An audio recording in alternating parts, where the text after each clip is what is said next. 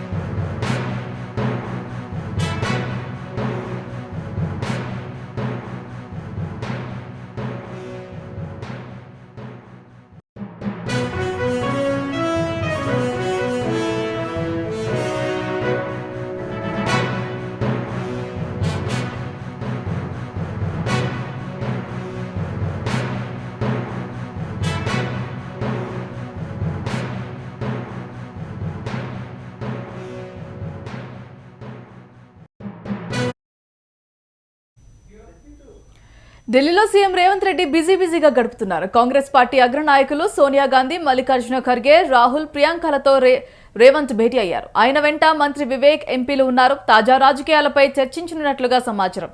ఇక ఇదే అంశంపై మరింత సమాచారం మా ఇన్పుట్ ఎడిటర్ రాములు అందిస్తారు. రైట్ రాములు, చెప్పండి, ఈ భేటీలో ఏ అంశాలు ప్రధానంగా చర్చకు వచ్చే అవకాశాలు ఉన్నాయంటారు?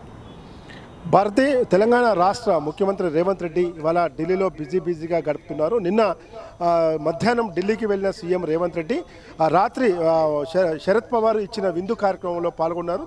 విందులో రాహుల్ గాంధీ, ప్రియాంక గాంధీతో పాటు ఇతర ముఖ్య నేతలు కూడా పాల్గొన్నారు. అందులో తెలంగాణ ముఖ్యమంత్రి రేవంత్ రెడ్డి కూడా పాల్గొన్నారు. అయితే ఈరోజు ఉదయం నుంచి కూడా ఆయన బిజీగా గడుపుతున్నారు.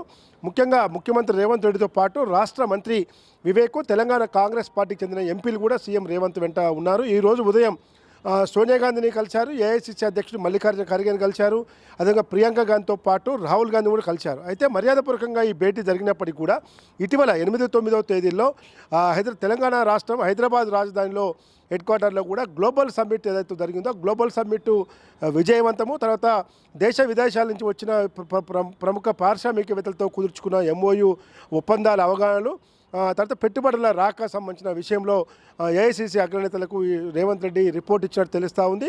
2 రోజుల పాటు ఏదైతే గ్లోబల్ సమ్మిట్ జరిగిందో అనేక దేశాల నుంచి కూడా ప్రతినిధులు పాల్గొని, తర్వాత దేశానికి చెందిన ప్రముఖ కంపెనీ ప్రతినిధులు కూడా పాల్గొని పెద్ద ఎత్తున పెట్టుబడుల రాకను ఆయన చర్చించారు. పెట్టుబడులు కూడా పెద్ద ఎత్తున వచ్చాయి. దాదాపు 5,30,000 కోట్ల పెట్టుబడులతో అవగాహన ఒప్పందాలు కూడా జరిగినాయి. మొత్తం కూడా ఈ కార్యక్రమం ముఖ్యమంత్రి రేవంత్ రెడ్డితో పాటు ఐటీ శాఖ మంత్రి శ్రీధర్ బాబు, డిప్యూటీ సీఎం బట్టి విక్రమార్కతో పాటు రాష్ట్ర మంత్రులు మొత్తం కూడా రాష్ట్రానికి కాంగ్రెస్ పార్టీకి చెందిన ఎమ్మెల్సీలతో పాటు అందరూ కూడా కార్యక్రమంలో పాల్గొన్నారు. గవర్నర్ పాల్గొన్న ఈ కార్యక్రమం కూడా జరిగిన విషయం తెలిసిందే.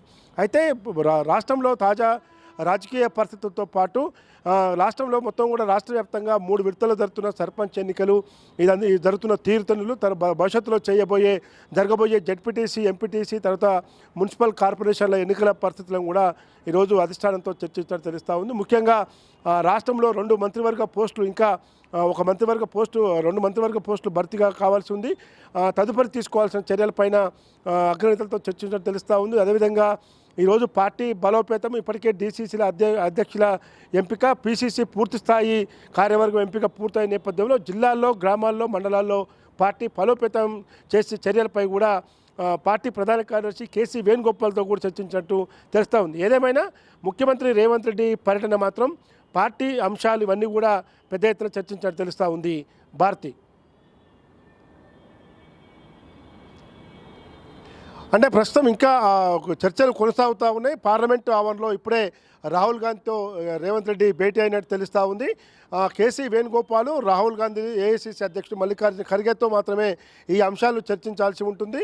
అయితే ఏఐసిసి రాష్ట్ర వివరణ ఇన్ఛార్జ్ మాణిక్ ఇంకా ఇతర నేతలు కూడా లేరు కాబట్టి కేవలం కొన్ని కూలంకుషంగా గ్లోబల్ సమ్మిట్ విజయవంతము, పెట్టుబడుల రాక అంశాలు మాత్రమే వీరిద్దరికి చర్చించి రిపోర్టును కూడా ఇచ్చినట్టు తెలుస్తుంది. భారతి, దానికి సంబంధించి అంటే కేంద్ర మంత్రులను ఎవరన్నా కలిసే అవకాశం ఉందా?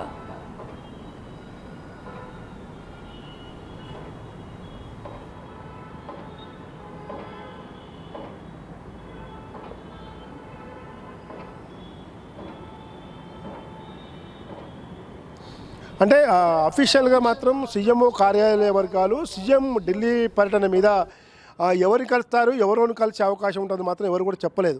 కానీ అవకాశం ఉంటే పలు కేంద్ర మంత్రులను కలిసి రాష్ట్రానికి సంబంధించిన అంశాలపైన ముఖ్యమంత్రి రేవంత్ రెడ్డి వారితో చర్చిస్తారని చెప్పి తెలుస్తూ ఉంది. ఎందుకంటే గ్లోబల్ సమ్మిట్ రావాలని చెప్పి ప్రధాని నరేంద్ర మోడీ కాంగ్రెస్ పార్టీ అగ్రనేతలతో పాటు పలువురు కేంద్ర మంత్రులను కలిసినప్పటికి కూడా ఎవరు కూడా రాకపోవడంతో ముఖ్యంగా పార్లమెంటు సమావేశాలు ఉన్న బిజీ రీత్యా కాంగ్రెస్ పార్టీకి చెందిన అగ్రనేతలు కూడా ఎవరు రాలేదు.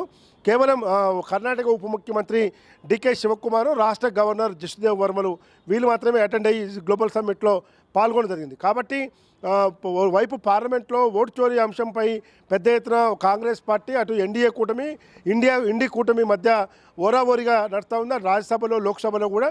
కాబట్టి కేవలం ఉన్న అవకాశం మేరకి పార్టీ అగ్రనేతలు కలిసి తర్వాత సమయం ఇస్తే అపాయింట్మెంట్ ఇస్తే పలువురు కేంద్ర మంత్రులు కలుస్తారని చెప్పి మాత్రమే చర్చ జరుగుతుంది. భారతి.